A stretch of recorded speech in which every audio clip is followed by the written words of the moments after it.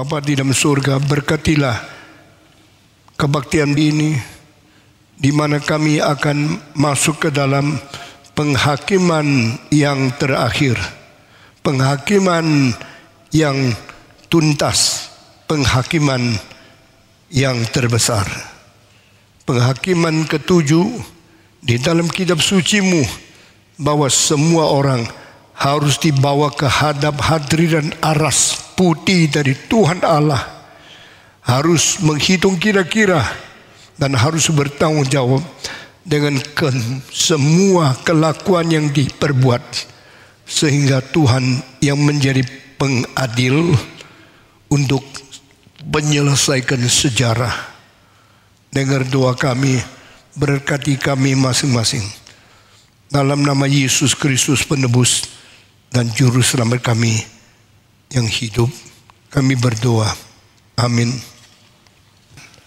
Saya percaya tema yang tidak suka dikhotbahkan oleh banyak pendeta yang palsu. Saya percaya tema yang sangat tidak menyenangkan manusia yang mendengar telah menjadi tema yang sangat berkat. Amin. Selama ini apa yang kita khotbahkan bukan hal-hal yang biasa, bukan tema-tema sembarangan, tapi tema yang serius. Bahkan di dalam semua dictionary of theology tidak banyak dibicarakan.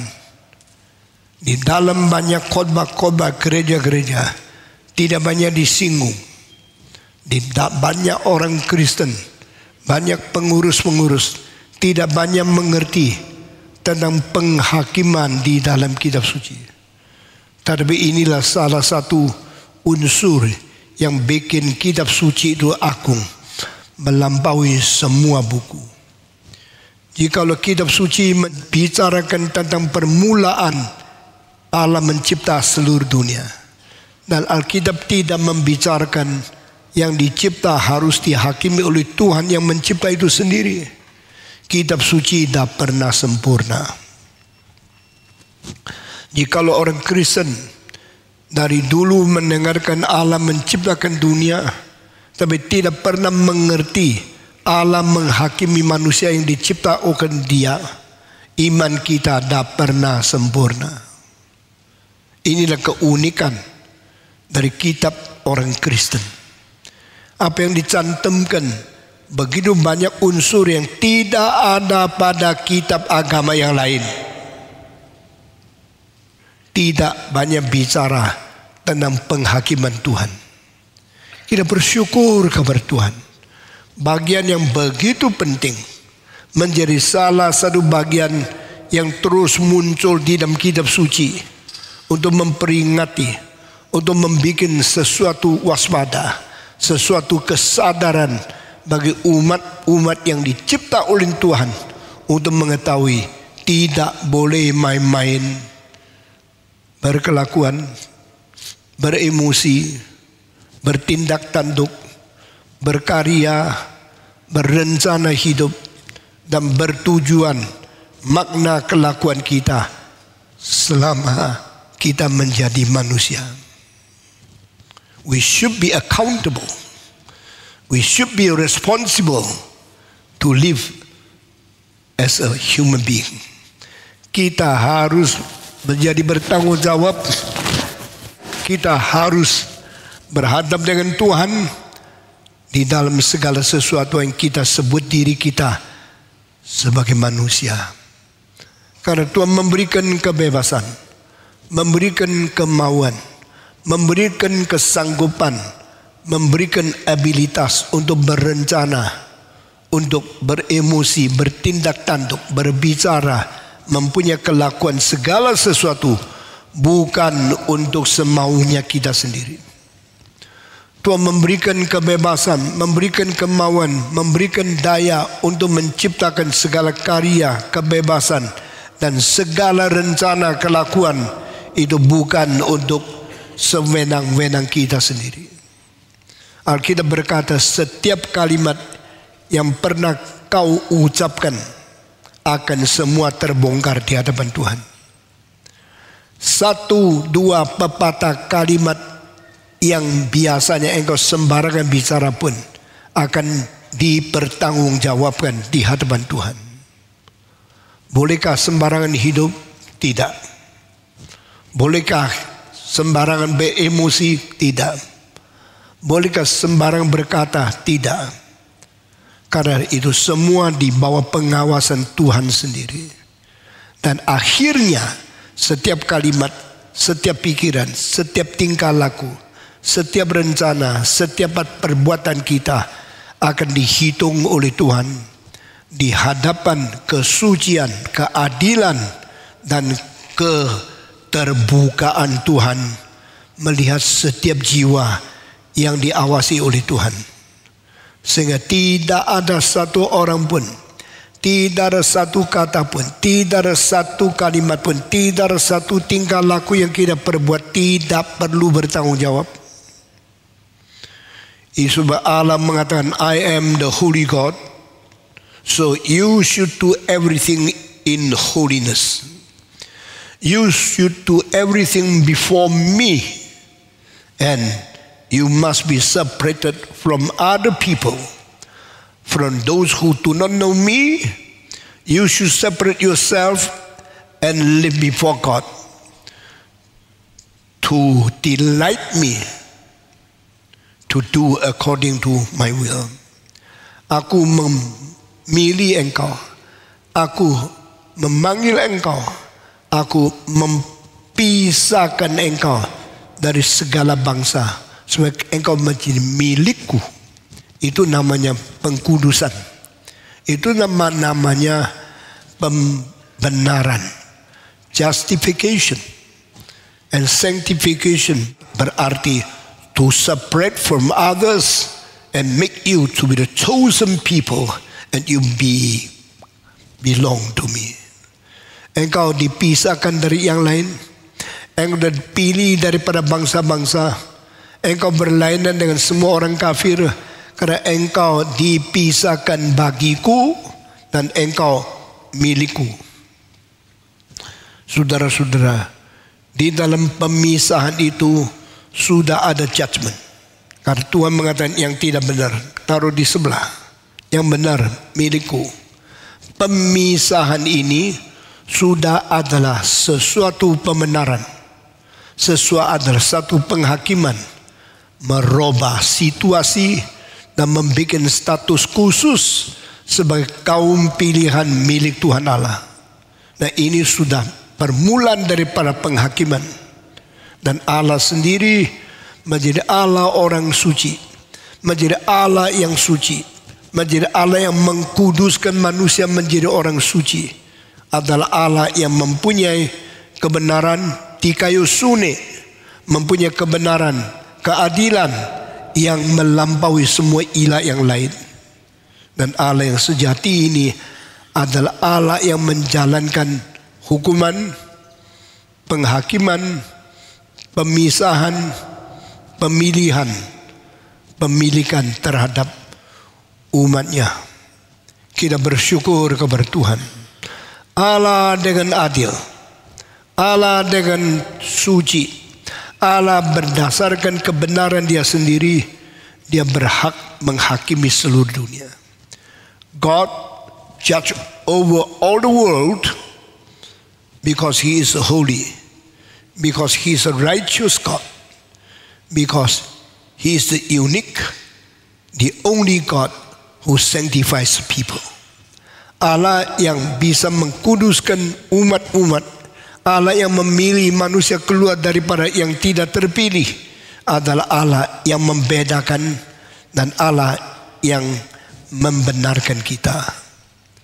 Saudara-saudara, 7 penghakim yang terbesar sudah kita khotbah sampai hari ini terakhir.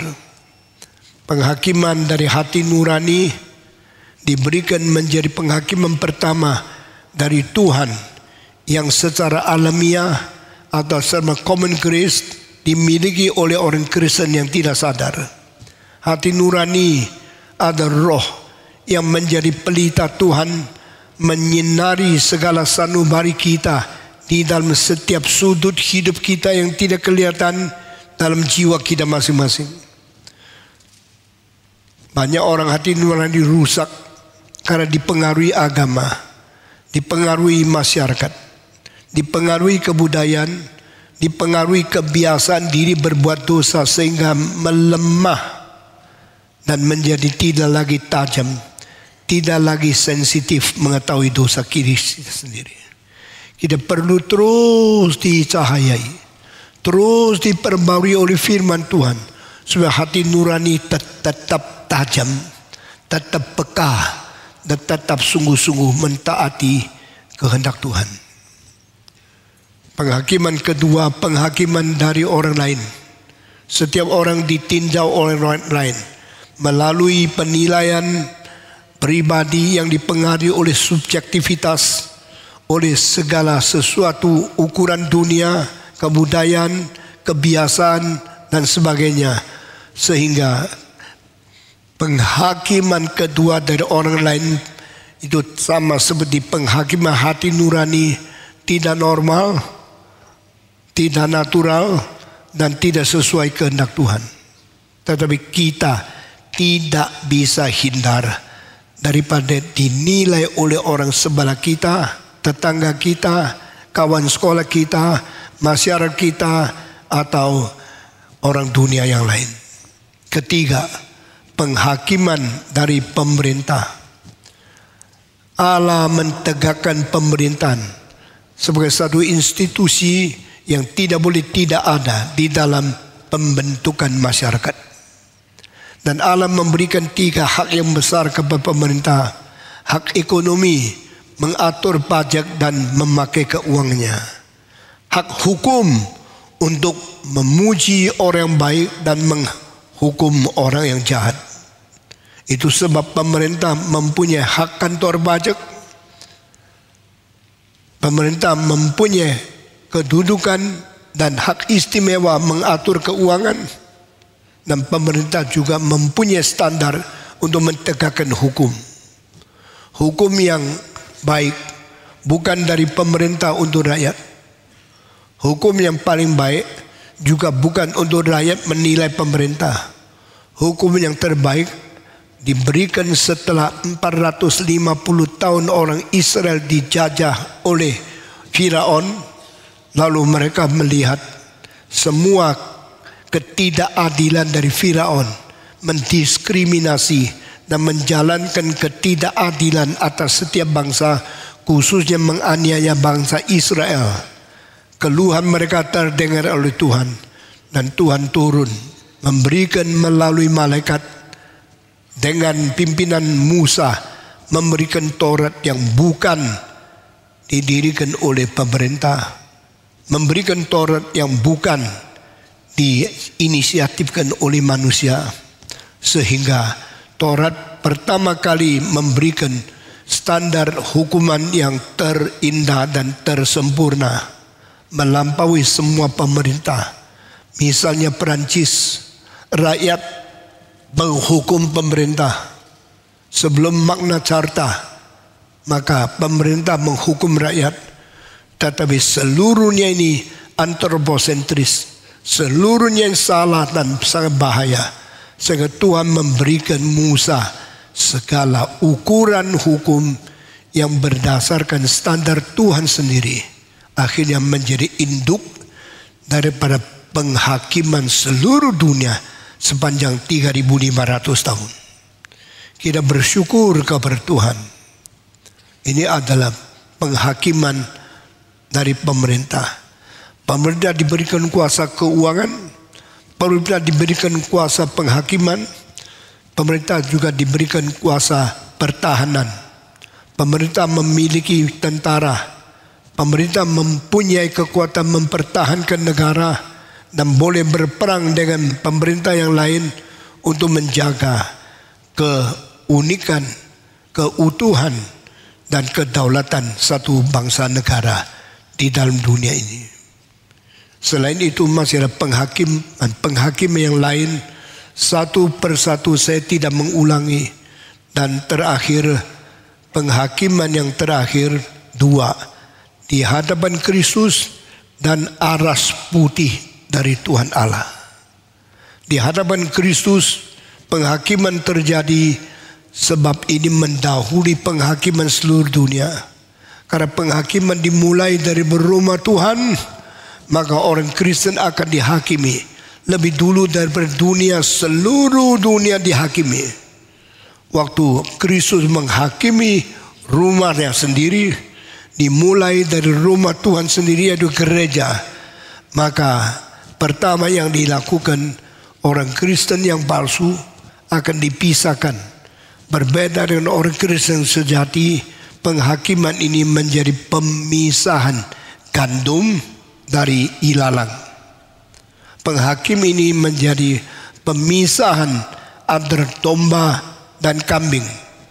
Domba-domba semua di sebelah kanan, yang bukan domba kambing panggil mirip seperti domba tapi bukan aslinya, itu di sebelah kiri. Dan mereka akan digabungkan dengan manusia yang lain yang bukan Kristen, bukan namanya Kristen, bukan modelnya Kristen. Mereka dihakimi beserta dengan bangsa-bangsa di dalam penghakiman aras putih. Itu adalah yang akan dibicarakan. Penghakiman terakhir ini meliputi terlalu banyak aspek. Saudara-saudara sekalian, saya tadi berkata di hadapan hadirat Kristus ada pemisahan. Karena orang Kristen yang dihakimi termasuk yang palsu dan yang asli Kristen. Sesudah itu yang di hadapan Kristus, penghakiman untuk orang Kristen tidak sanggup paut dengan dosa. Berarti keselamatan sudah selesai. Kristus yang menanggung dosa mereka. Waktu di hadapan Kristus, kita menghadap takhta Kristus lagi, kita akan menerima bukan hukuman, karena tidak sanggup paut dengan dosa. Menurut Ibrani 9:28, maka sanggup paut dengan pahala, sanggup paut dengan penilaian kesetiaan iman kita, kesetiaan pelayanan kita, dan kesetiaan kita berbuat untuk Kristus. Kalau hal-hal seperti ini sudah dihakimi, maka yang datang kepada kita bukan hukuman dosa, tetapi pahala-pahala, mahkota-mahkota akan diberikan kepada orang Kristen. Di hadapan Kristus kita tidak dipermalukan, karena kita orang Kristen yang sejati, tidak perlu dihukum lagi. Hukuman-hukuman dosa sudah dilakukan oleh Kristus pada waktu dia dipaku di atas salib. Hukuman-hukuman tentang dosa sudah selesai dilakukan pada waktu Kristus pertama kali datang ke dunia. Itu sebab kedua kali Kristus datang ke dunia tidak lagi menghukum dosa kita, karena yang dulu sudah lewat. Yang sisa adalah kesetiaan kita di dalam iman, kesetiaan kita di dalam pelayanan, kesetiaan kita di dalam mengabari Injil sesuai rencana Tuhan. Apakah kita melakukan? Kalau kita melakukan dengan setia, maka kita mendapatkan pahala. Inilah before the throne of Christ. Menghadap takhta Kristus, orang Kristen dihakimi, dan di situ pahala akan diberikan. Inilah salah satu penghakiman yang paling menghibur orang Kristen, karena bukan lagi menghitung dosa kita. Itu semua sudah diselesaikan pada waktu Yesus dipaku di atas salib. Tapi ini adalah sesuatu perhitungan bagaimana kita melayani, bagaimana kita setia, dan bagaimana kita mengabarkan Injil. Gereja yang tidak mengabari Injil akan bagaimana menjadi dipermalukan, saya tidak tahu. Meskipun tidak lagi menghukum dosa mereka, tapi pahala tidak mungkin diberikan kepada orang yang tidak mau mengabarkan Injil. Orang-orang di GRI, saya bertanya berapa yang pergi mengabari Injil. Bukan hanya ke Kapin, bukan hanya ke KK regional, tapi sehari-hari bertemu dengan orang yang tidak Kristen. Engkau bicara berapa kalimat tentang Kristus.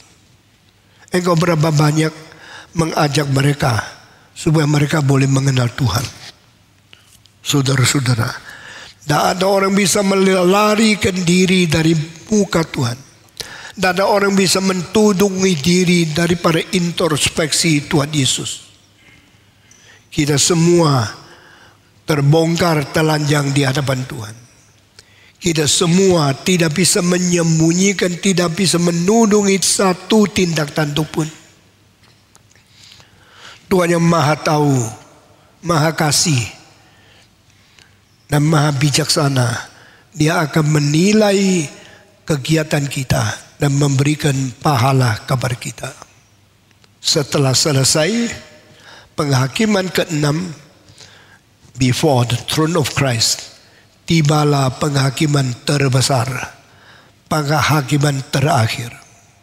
Penghakiman terakhir adalah sesuatu keharusan, karena dunia selalu bergolak, berdosa, melawan Tuhan, dan dunia harus kembali mengakhiri sejarahnya dan menutup akan keberadaannya di dalam saat terakhir. Kristus berkata, akulah yang memulai, akulah juga akan mengakhiri. Apa artinya Kristus memulai? Alfa. Apa artinya Kristus mengakhiri? Omega. I am the Alpha and I am the Omega. I am the beginning and I am the ending. I am the one who started the history of mankind, and I am the one who accomplished the history of mankind. Dunia tidak ada permulaan kecuali Kristus mulai mencipta. Kristus mengadakan Alfa. Dunia tidak mungkin selesai kecuali Kristus mengakhiri. Kristus mengadakan Omega. I am the Alpha point and I am the Omega point. Akulah yang memula sejarah, karena akulah yang mencipta. Akulah yang mengakhiri sejarah, karena akulah yang menyempurnakan semua. The beginning point is Christ through the creation. The ending point is Christ through the consummation. Melalui permulaan Kristus mencipta dunia, melalui akhir Kristus menyempurnakan sejarah. Dengan demikian Kristus yang mulai, Kristus yang mengakhiri. Dia yang mempermulakan segala sesuatu yang berada, berjalan di dalam proses sejarah, dan dia memimpin sejarah itu sampai akhirnya dia mengatakan, berhentilah sejarah, selesailah sejarah, saya datang mengakhiri semua. Nah, itu namanya pengadilan yang terakhir. Saudara-saudara, di dalam gereja ini engkau masuk pintu, melihat satu lukisan Yesus berserta 12 murid sedang berjanji dan memecahkan roti, ini tubuhku yang kupecahkan bagimu, dan mengangkat cawan, ini darahku yang menebus dosamu. Lalu dari lukisan ini engkau masuk ke dalam gereja ini, engkau menikmati persekutuan, engkau menikmati penyertaan, engkau menikmati janji Kristus dengan gereja. Tapi waktu engkau keluar, sebelum engkau turun dari berlobi itu, engkau melihat lukisan yang besar yang gantung di keluar pintu. Itu adalah penghakiman yang terakhir. Kalau bisa saya minta ditayangkan lukisan yang terakhir penghakiman itu di atas layar. Di dalam lukisan yang seharusnya tingginya 42 meter, lebarnya kira-kira 14 meter. Nah, saudara-saudara, waktu dia lukis ini, sengaja dia lukis Yesus tidak berjenggot. Yesus kelihatan telanjang, cuma pakai sehelai kain. Karena Yesus sang pencipta, dan Yesus Kristus dengan satu tangan yang mengisyaratkan kekuasaan terbesar di alam semesta akan menghancurkan seluruh dunia, mengangkat dari tangan kanannya. Dan di belakangnya Maria ikut, karena yang diberkati terbesar seorang wanita yang diizinkan melahirkan Yesus melalui pinjaman kandungannya. Lalu murid-murid di depan sekitar dia, mereka mengelilingi Yesus menjadi saksi Kristus. Lalu di bawah Yesus adalah banyak orang. Ini berarti dunia kiamat. Coba dari Kristus menuju ke bawah. Di sebelah kiri Yesus ada seorang bawa kunci. Ini Petrus kembalikan kunci kepada Yesus. Di kanan ada beberapa murid Yesus keliling dia. Nah, saudara-saudara, di bagian bawah ini adalah dunia khianat, dunia daripada orang-orang akan diadili oleh Tuhan. Dan semua menyatakan ketakutan karena nasib mereka tidak tahu bagaimana. Lalu ada malaikat yang turun mengumpulkan semua yang binasa. Nah, di sini semua yang masuk neraka, sebagian naik ke surga. Yang naik ke surga mereka seperti terapung-apung dan menuju atas. Oke, balik lagi ke bawah. Tapi yang ke bawah mereka seolah-olah sekapal-kapal dibawa ke bawah. Dan orang yang mengetahui nasibnya entah kemana, ketakutan luar biasa. Dan ada api yang naik. Dan di sini kita melihat dunia akan dipisah menjadi orang yang menuju ke neraka. Tidak ada pertolongan, tidak ada penebusan. Mereka akan kekal mati selama-lamanya. Sebagian akan dinaik ke atas beserta dengan rasul-rasul, dan Kristus akan masuk ke dalam surga. Di dalam lukisan ini sekarang kita lihat ke atas, bagian atas lagi. Yesus datang menghakimi seluruh dunia. Di atas ini ada dua barang, satu tiang, satu lagi salib. Yesus pikul salib untuk menerima hukuman bagi umat manusia. Dan ini mahkota duri yang dibawa oleh seorang malaikat. Dan di sini Roh Kudus menurun kepada Yesus Kristus. Di sini tiang di mana Pilatus pernah duduk di pinggir tiang ini menghakimi Kristus. Semua kembali menjadi saksi. Yang adil diadili, yang suci dihukum, dan yang tidak perlu pikul salib memikul salib bagi kita. Ini lukisan 14 meter lebarnya, tingginya 42 meter. Saudara-saudara, kenapa harus ada hukuman terakhir? Hukuman terakhir terjadi karena apa? Orang biasa mengatakan dunia tidak ada Tuhan. Kita setiap hari menikmati matahari terbit, dan tidak mungkin matahari terbit. Itu omong kosong.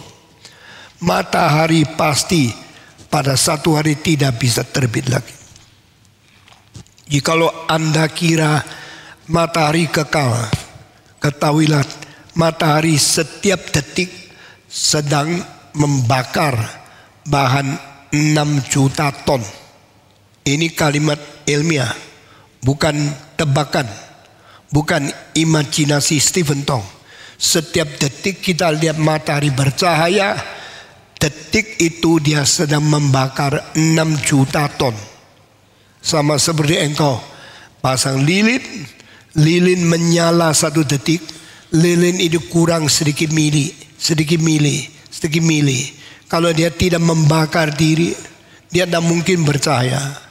Lalu membakar diri, 1 hari lilinnya makin pendek, makin turun, makin hancur. Karena apa? Bahan bakar bikin habis dirinya sendiri. Jangan pikir engkau pakai minyak goreng atau pakai segala satu bahan bakar akhirnya tidak selesai. Demikian semua bahan bakar akan kurang, akhirnya lenyap. Sama sekali, contohnya matahari bakar diri, 1 hari dia akan habis. Sama seperti lilin makin kurang akhirnya padam.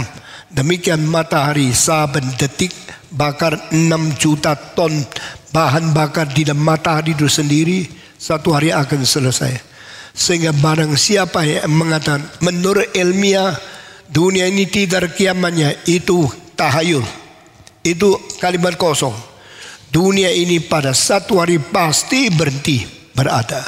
Dunia ini pasti ada ending point-nya, yaitu titik omega pasti tiba. Siapa yang memulai dunia ini? Kristus. Siapa mengakhiri sejarah dunia? Kristus.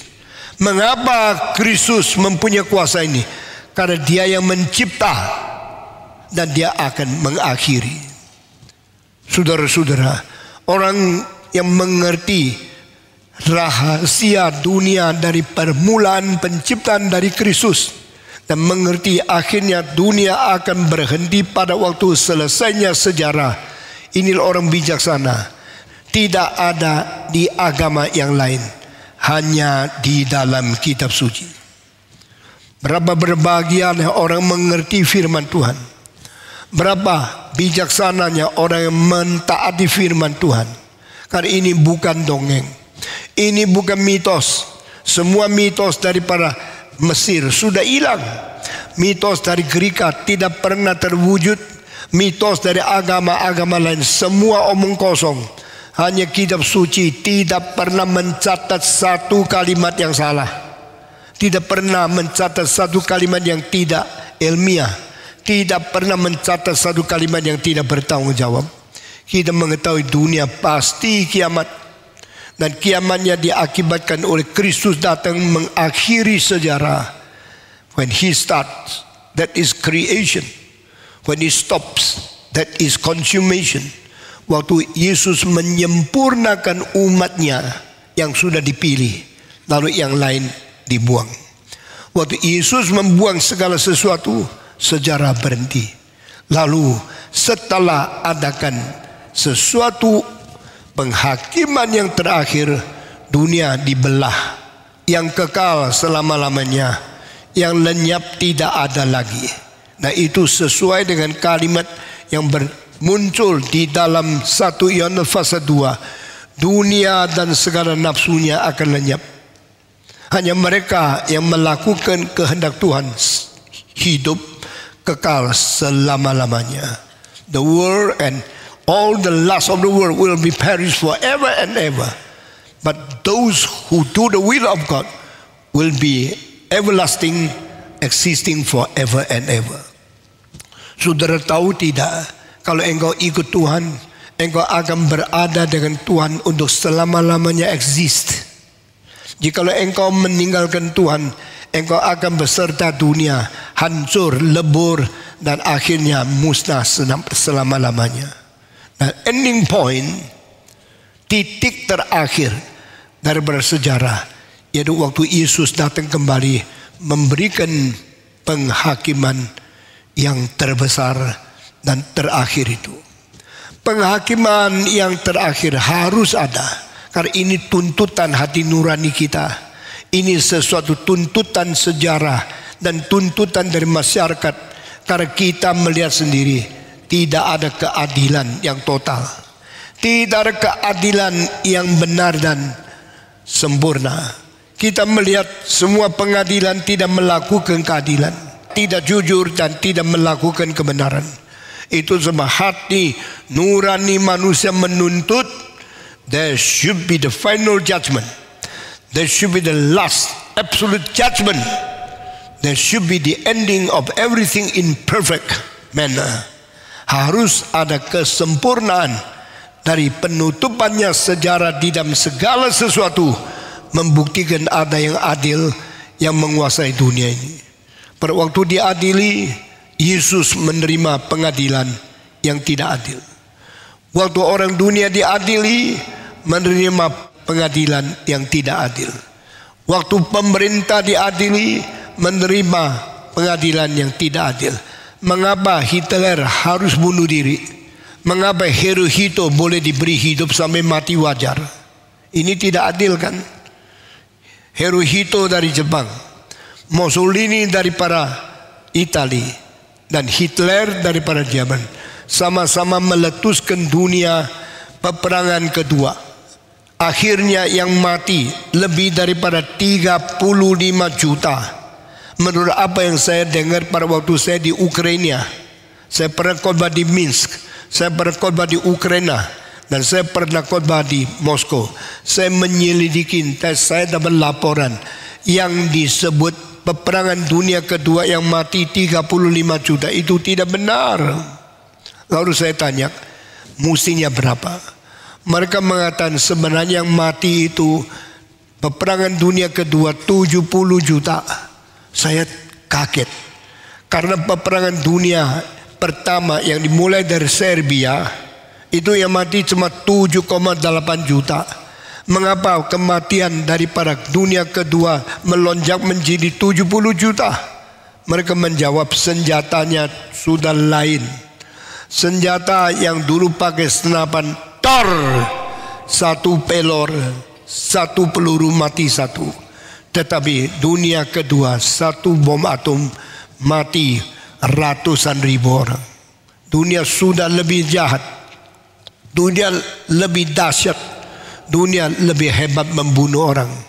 Itu sebab peperangan dunia kedua lebih menakutkan dari peperangan dunia pertama. Sekarang kita berada di ambang pintu dunia peperangan ketiga. Dunia peperangan ketiga mungkin bisa mati separuh umat manusia. Dan kita mungkin akan melihat setelah dunia peperangan ketiga sisa 1/4 manusia yang sakit-sakit karena radiasi dari nuklir, dan dunia tidak lagi seindah dulu. Dunia tidak lagi sedamai dulu, dan manusia mungkin mulai lagi dari kebudayaan rendah sekali karena yang indah-indah sudah dirusak, yang pintar-pintar sudah mati, mulai bergumul di dalam kebudayaan yang sangat sederhana untuk memperjuangkan kehidupan setelah peperangan dunia ketiga. Saudara, saya bukan main-main. Saya mengetahui kita berada di dalam zaman yang sangat bahaya. Kita berada di dalam ambang pintu akhir daripada zaman.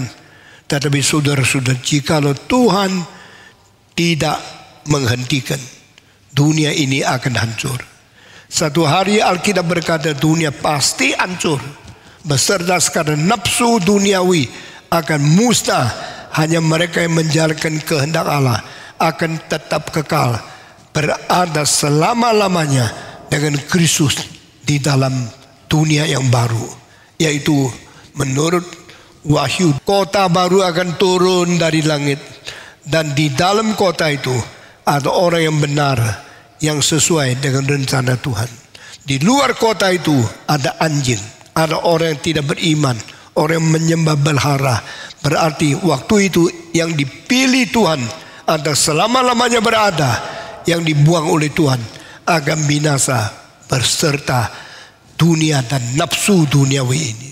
Saudara-saudara, waktu Kristus datang kembali, dia mengadakan sesuatu penghentian sejarah.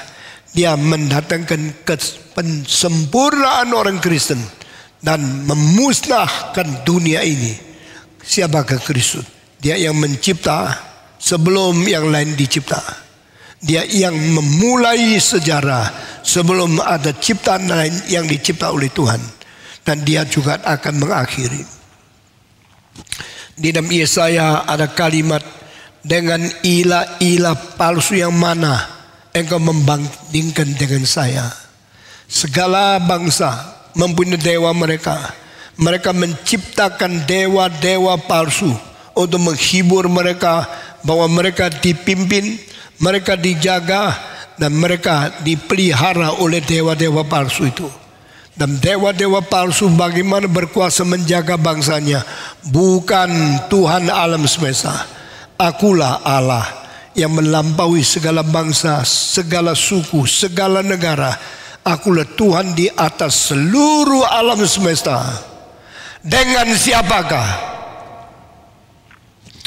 engkau membandingkan saya sama dewa-dewa palsu itu? Ini kemarahan Tuhan yang menyatakan, dia mau menyatakan dia Allah sejati, dia Allah hidup, dia Allah satu-satunya yang tidak ada bandingnya. Caranya, to whom you compare me with those idols? Do you think they are God? No. I am the true, I am the living, and I'm the only God. Who can compare with me? Apakah ada dewa-dewa yang bisa dibandingkan dengan saya? Sayalah satu-satunya Allah yang menunjukkan hari terakhir sejak hari pertama. Wah, kalimat ini bikin saya kaget sekali. I am the one who point out the final point of the history from the first day. Dari hari pertama saya sudah menunjukkan hari terakhir dari sejarah, dan ini tidak mungkin dibandingkan dengan dewa-dewa yang lain. Tidak ada dewa-dewa dari agama atau negara apapun yang mempunyai kuasa seperti aku. Hari pertama sudah menunjukkan hari terakhir. Saudara-saudara, engkau bisa mengetahui hari terakhir engkau mana?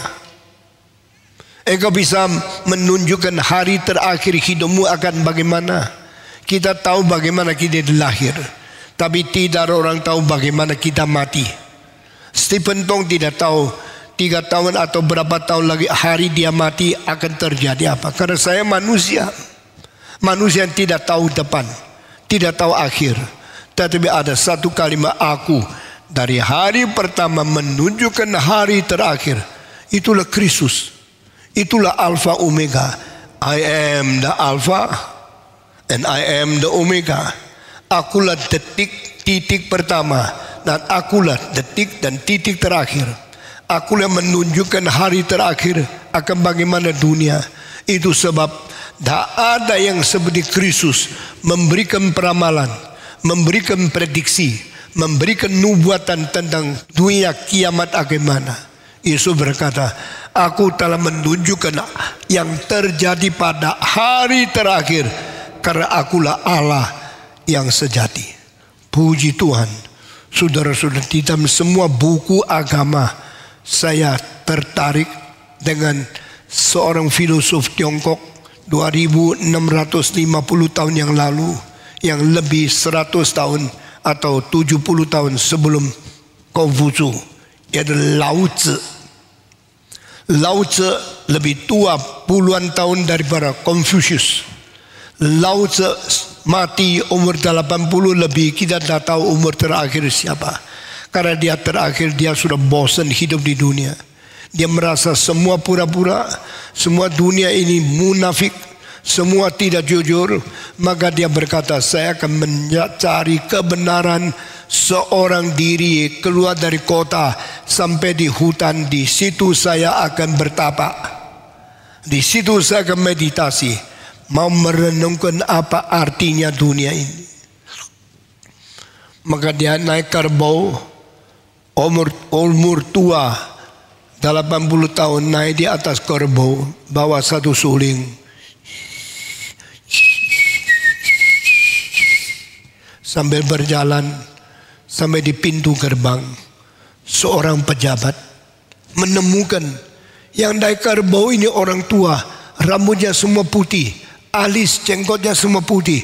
Ini bukan orang biasa, ini Lao Tzu, ini filsuf yang terbesar. Dia sekarang mau keluar kota, mau apa? Lalu dia turun dari kedudukannya, datang kepada kerbau itu, tanya, guru, engkau mau ke mana? Diam, jangan ganggu saya. Saya tidak mau hidup di kota lagi. Saya mau naik ke gunung. Saya akan meninggalkan masyarakat. Saya meninggalkan dunia. Saya mau cari kebenaran di pegunungan.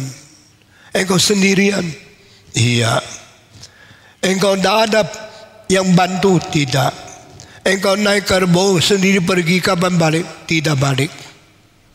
Kalau begini, bolehkah saya minta sebelum engkau pergi, tulis bijaksana yang ada di otakmu dengan pena, satu kalimat demi satu kalimat. You mau saya tulis apa? Tulis tentang kebenaran supaya kita boleh baca. Nah, itulah buku satu-satunya yang ditinggalkan oleh Lao Tzu. Namanya Tao Te Ching. Tao itu firman, Te itu moralitas.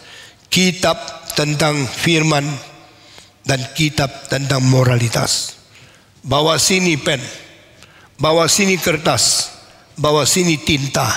Dia bikin tinta, dia celupkan pennya ke dalam tinta lalu mulai tulis, Dao ke dao, fei chang dao, Ming ke ming, fei chang ming. Dia terus tulis, tak habis-habis. Dia tulis berapa? Tulis 5.000 lebih berapa puluh huruf. Selesai itu berhenti, full stop.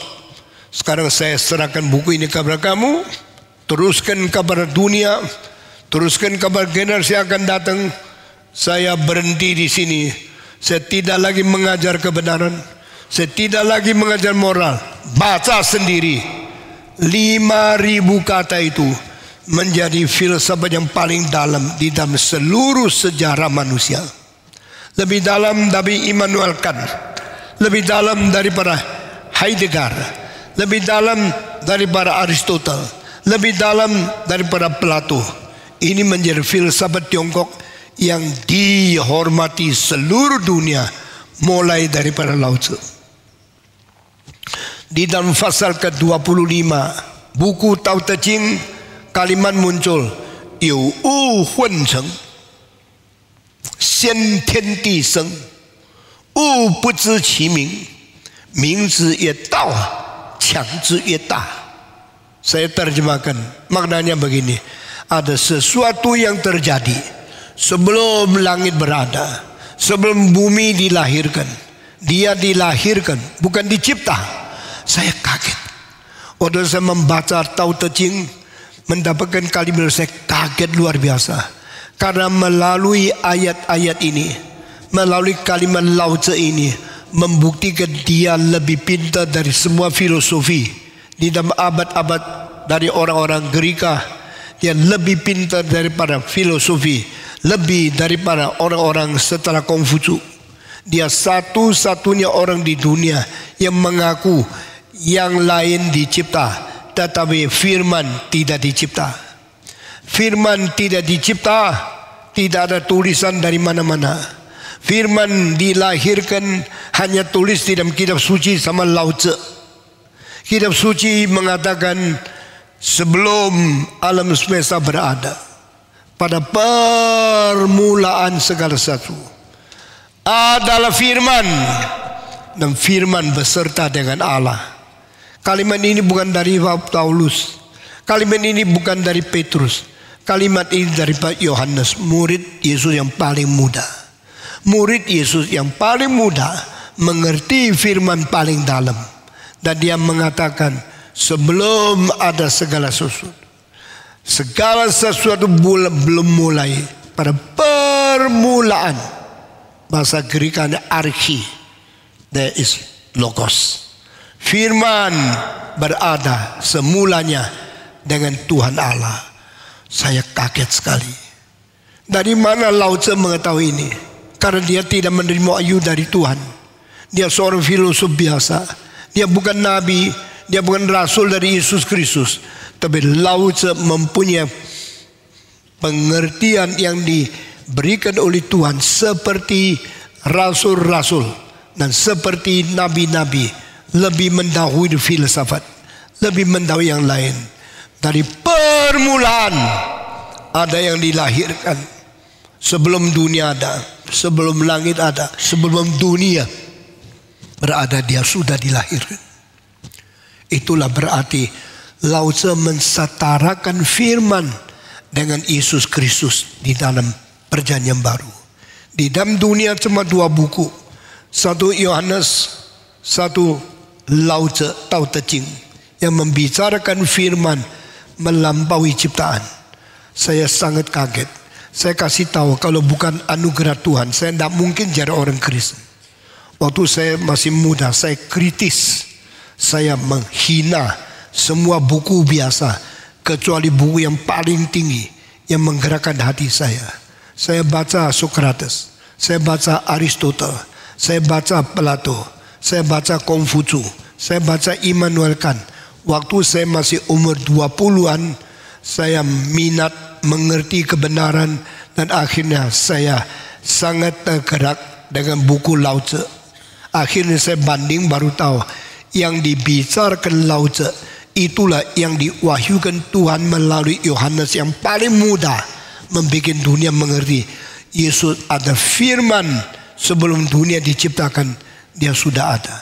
Dan firman itu masuk ke dalam dunia. Firman itu memulai dunia, dan firman itu mengakhiri dunia. Maka firman mengatakan, I am the word, and I am the alpha, and I am the omega. Kalau ada alpha, berarti ada omega. Kalau ada titik permulaan, berarti ada titik akhir. Sehingga dunia ini bukan datang sendiri. Dunia ini dimulai oleh firman, dan dunia ini akan akhir oleh firman. Sehingga dunia satu hari mulai berada, dan sampai sekarang matahari masih bersinar, dunia masih berrotasi, alam semesta masih bergolak. Jangan kira selamanya. Alam semesta pasti berhenti pada waktu Kristus datang kembali. Dan Kristus berkata, dari titik permulaan aku terlihat kepada titik terakhir. From the alpha point, I see the ending point. From beginning, I know the end of the world. Yang mengerti dunia akan bagaimana akhir cuma satu orang, yaitu Yesus Kristus. Yang mengetahui dunia sejarah akan bagaimana stop, hanya dia. Karena apa? Dia yang mencipta dunia, dan dia yang mengakhiri dunia. Itu sebab dunia tidak mungkin terus seperti ini. Dunia akan berhenti. Dunia pasti ada satu hari kiamat, dan kiamat itu diakhiri oleh Kristus sendiri. Itu sebab kita bicara tentang dunia ada final judgment. Kita bicara tentang sejarah akan ada penghakiman terakhir. Ini bukan mitos, ini bukan cerita, ini bukan imajinasi, ini fakta yang akan terjadi. Berbahagialah orang Kristen yang mengerti ini, karena mereka tidak mengikuti dunia hanyut, tidak mengikuti dunia musnah, tidak ikut dunia binasa. Mereka akan bertahan dan menjaga dan memelihara firman yang diberikan Tuhan sampai selama-lamanya. Saudara-saudara, saya berhenti di sini dulu. Penghakiman terakhir hari ini baru introduksi saja. Kiranya hari depan Tuhan memberkati sampai kita selesai penghakiman dan terakhir ini. Mari kita tunduk kepala. Saya minta Pendeta Yadi naik ke atas, pimpin kita untuk menutup kebaktian sementara hanya sampai di sini. Dan Tuhan memimpin hari depan selangkah demi selangkah kita mengerti. Mari kita berdoa. Tuhan, kami bersyukur untuk keberadaan-Mu. Engkau Tuhan yang baik, Engkau Tuhan yang maha kuasa, Engkau Tuhan yang menciptakan segala-galanya ini termasuk kami. Dan Tuhan, Engkau tidak meninggalkan buatan tangan-Mu. Engkau Tuhan bahkan terus memberikan pengharapan kepada anak-anak manusia. Kami yang sudah memberontak melawan Tuhan, kami yang sudah berdosa dan menyia-nyiakan segala keindahan, kemuliaan, kebaikan yang Tuhan sudah titipkan, percayakan kepada kami. Kami Tuhan bersyukur untuk Yesus Kristus yang diberikan menjadi masa depan bagi kami, menghantar kami kepada kehidupan, menarik kami keluar dari kegelapan. Kami mohon agar kami sebagai umat-Mu boleh terus mengingat akan hal ini, boleh mengingat akan Kristus yang sudah memberikan hidupnya bagi kami. Terima kasih Tuhan, ketika kami hidup dalam dunia, kiranya kami terus mengingat akan tuntutan Tuhan untuk kami boleh menghadapi di akhir hari kami, di akhir segala-galanya. Terima kasih Tuhan, dalam nama Yesus kami berdoa. Amin. Amin.